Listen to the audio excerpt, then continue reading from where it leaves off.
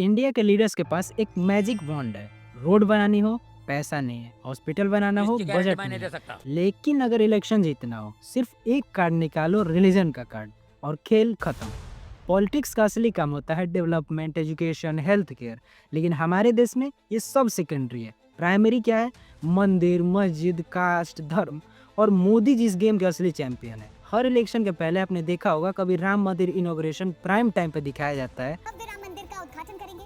देश के 1000 मंदिरों में इस कार्यक्रम का लाइव प्रसारण करने की व्यवस्था की गई। सबसे पहले वो तस्वीरें आपको दिखाएंगे जिस पर पूरे देश की नजर है। कभी लव जिहाद का नैरेटिव बनाया जाता है। हार्ड जिहाद है, वैचारिक जिहाद भी है और कट्टर जिहाद भी है। इसलिए very controversial word called love जिहाद। लव जिहाद, लव जिहाद, खूब जिहादी, कथा जिहाद, गेम जिहाद, गेम जिहाद, लव जिहाद, लैंड जिहाद, जमीन जिहाद, कोविड वायरस एज जिहाद, लव जिहाद नाम का शब्द इजाद किया। लव जिहाद, लव जिहाद, वोट जिहाद करने को कहा, वोट जिहाद करने को कहा। मतलब जॉब क्राइसिस या एजुकेशन रिफॉर्म्स की जगह डिबेट हो रही है कि मंदिर का शिलान्यास किसने किया या मस्जिद में क्या हो रहा है। मोदी जी के 2019 के स्पीचेस उठा लो या फिर अभी रिसेंटली बिहार इलेक्शंस थे, 60% से ज्यादा स्पीचेस में आपको हिंदू मुस्लिम का एंगल मिलेगा। और आयरनी यह है कि कॉन्स्टिट्यूशन हमारा ये क्लियरली कहता है कि India is a secular state.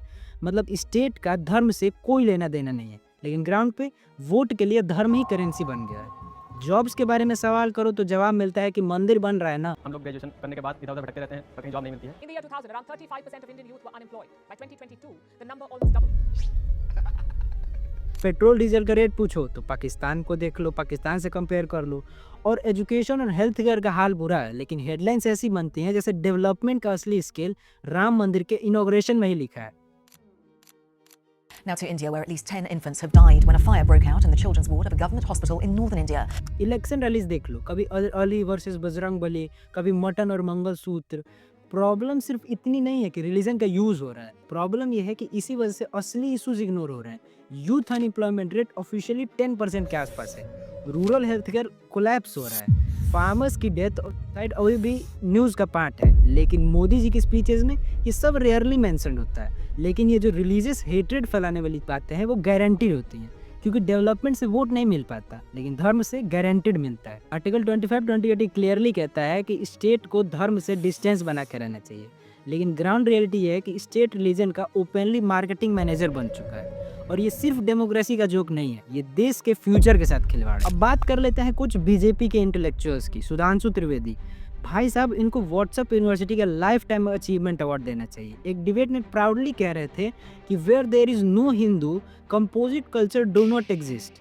वाह, मतलब जापान, इजिप्ट, ग्रीस सब बस खोखले कल्चर है। सुधांशु जी की डिक्शनरी में तो बस एक ही सिविलाइजेशन है, व्हाट्सएप फॉरवर्ड सिविलाइजेशन। और सम्मित पात्रा और उनका जगन्नाथ मूवमेंट इलेक्शन के टाइम पे कह दिया था कि लॉर्ड जगन्नाथ मोदी जी के भक्त हैं। मोदी भक्त जगन्नाथ, मतलब अब भगवान भी पोलिंग एजेंट बन चुके हैं। बाद में बोला कि स्लिप ऑफ टंग है, पर ये स्लिप ऑफ टंग था या असली सोच बाहर आ गई थी ये पता नहीं। हमारे योगी आदित्यनाथ जी भी पीछे नहीं है।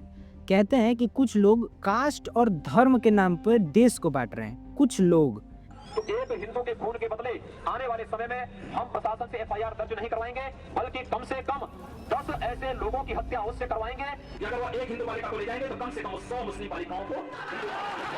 तो अगर वो एक को करता तो 100 को ले लीजिए, क्या दिक्कत आ रही है? पता नहीं किसकी बात कर रहे हैं। डिवीजन की फैक्ट्री खुद चला रहे हैं और ब्लेम दूसरों को कर रहे हैं। वाह योगी जी।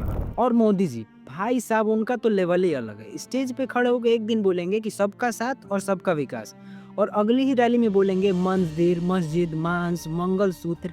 मतलब सिर्फ एक स्पीच का गैप और सेकुलर से कम्युनल ट्रैवल। सबका साथ सबका विकास, सबको जोड़ करके चलने से कैसे परिणाम आते हैं हमने करके दिखाया। पहले जब उनकी सरकार थी उन्होंने कहा था कि देश की संपत्ति पर पहला अधिकार मुसलमानों का है। इसका मतलब ये संपत्ति इकट्ठी करके किसको बांटेंगे? जिनके ज्यादा बच्चे हैं उनको बांटेंगे। सावन के महीने में मटन बनाने का मौज ले रहे हैं। ये है असली बुलेट ट्रेन, स्पीचेस की बुलेट ट्रेन। लेकिन सच बताऊं तो यहाँ फॉल्ट सिर्फ नेताओं की नहीं है। प्रॉब्लम यह है कि आज भी बहुत से लोग वोट देते हैं रिलीजन के नाम पे। अगर हम employment, health care, education in मुद्दों पे वोट देने लगे तो किसी मोदी, योगी या सुधांशु की ये हिम्मत नहीं होगी कि किसी स्टेज पे खड़े होकर मंदिर, मस्जिद का ड्रामा कर सके। बात वही है ना कि कोई पॉलिटिकल पार्टी है, उसको सिर्फ अपने वोट जीतने से मतलब है, मतलब सिर्फ वोट से मतलब है, चाहे उसके लिए उनको कुछ भी करना पड़े। और यहाँ उनको दिख रहा है कि लोग इसी चीज़ के नाम पे वोट दे रहे हैं तो उसी चीज़ का फ़ायदा उठा रहे हैं। रिलीजन का मिसयूज़ अनकॉन्स्टिट्यूशनल है, लेकिन प्रॉफिटेबल भी है। और जब तक पब्लिक की डिमांड रिलीजन रहेगी तब तक हर नेता की सप्लाई वही होगी। इसीलिए अपना वोट असली मुद्दों पे दीजिए, education, health care, employment, development, ना कि मंदिर और मस्जिद के नाम पे। धन्यवाद।